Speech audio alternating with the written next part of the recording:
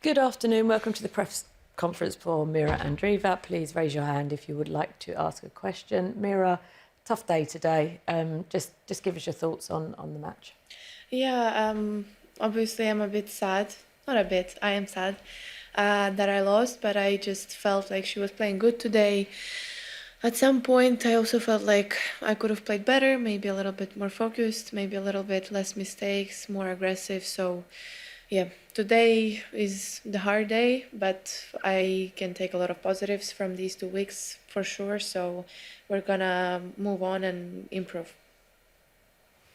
Mirra, what are some of those positives that you can take from these 2 weeks that you just mentioned? Well, I felt like my level's been rising since the first match that I played here.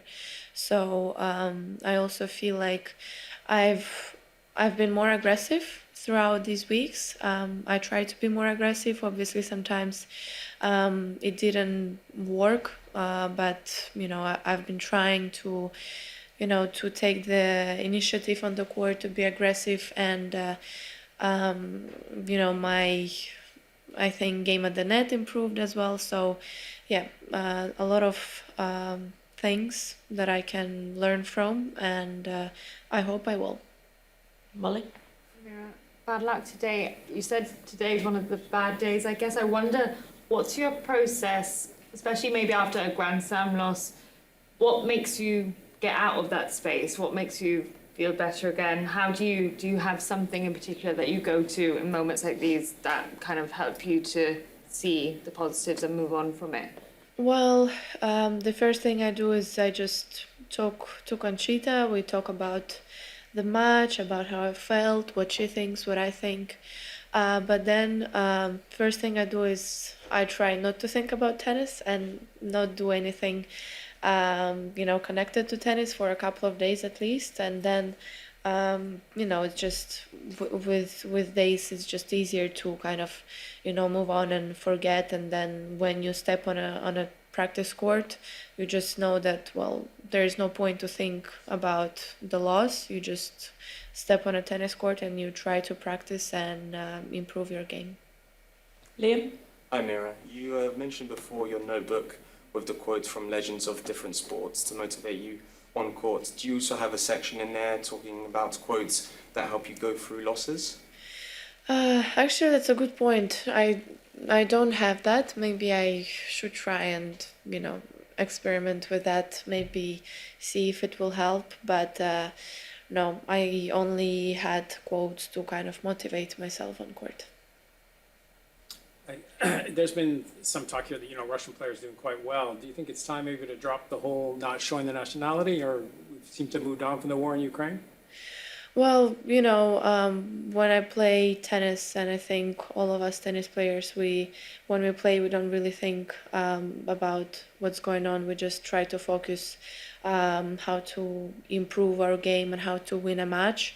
So, for me, I just try to think about tennis and just try to, you know, live my life and enjoy my life overall. Joe? Hi Mirra, how do you feel like your relationship has changed with the British crowd? You've been put on to kind of the show courts in the last few matches. How would you describe your relationship and how it's changed from maybe the start of the week where fans might not have necessarily known who you are to now kind of getting all that kind of adulation and applause from the crowd? Yeah, obviously, this gives me more confidence and also more positives as well because I've started my first match playing on court number 3, which, in the beginning of the tournament, I just told Conchita that I would really like to play on that court because that was the court when my first year playing here, I think I won against Potapova in the 3rd round, and I advanced to the 4th round. So I had great memories from that court, and playing my first match on court 3, and then all the rest of the matches I played court 1 and center court. That's a pretty big upgrade. So I'm just happy that I got the chance to play on those big courts because I've never played on them before. So I just hope that next year maybe I will have more matches playing on bigger courts. Aki? Better luck. So you hit many slice shots from with your forehand. Maybe not only today's match, also previous matches, but specifically today's case, it's you hit with more like a tactical reason, or more like you are forced to hit slices. Well, sometimes I feel like maybe it's good to change the rhythm a little bit on the court. Sometimes I use it as a defense. Sometimes I just feel like on grass the ball stays low, and with the slice it's hard to kind of give good shape and put it uncomfortable for the opponent. So there are different reasons. Sometimes, yeah, I use it just to break the rhythm a little bit, but most of the times, if I feel like I want to use the shot, I just use it. Matt? Well done, Mirra. When the sort of pain of today fades a little bit, what do you think your memories of these last 2 weeks will be? Well, the atmosphere that I've experienced being here is great. I love playing in London, and I feel like this slam is one of the most traditional slams with all the, royalty coming with white outfits. I don't know how many kilos of strawberries I've ate already, so, I will remember a lot from this tournament, especially also making a poster supporting Conchita. And also I will remember these tie breaks. So I guess maybe the first thing that I'm gonna practice is just I'm gonna play, I don't know, 1,000 tie breaks, and unless I win one, I'm not gonna be happy. So there are a lot of great things to remember from this tournament. Mirra, I was wondering, because you improved so much your serve and your game, and also your touch and your volley, why, when one thing is not working on a certain moment, you get frustrated for a little bit too long time?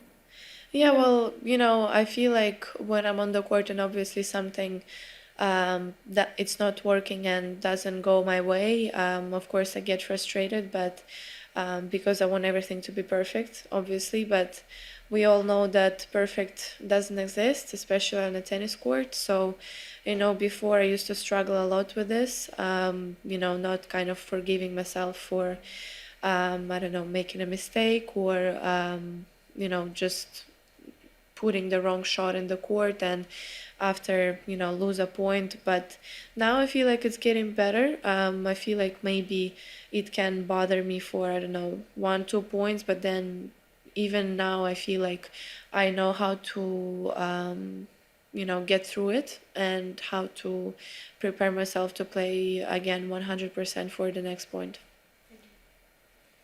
Hi, Mirra. You just talked about practicing tie breaks, but I was just wondering what other lessons you have taken from the tournament in terms of advancing your game in the future.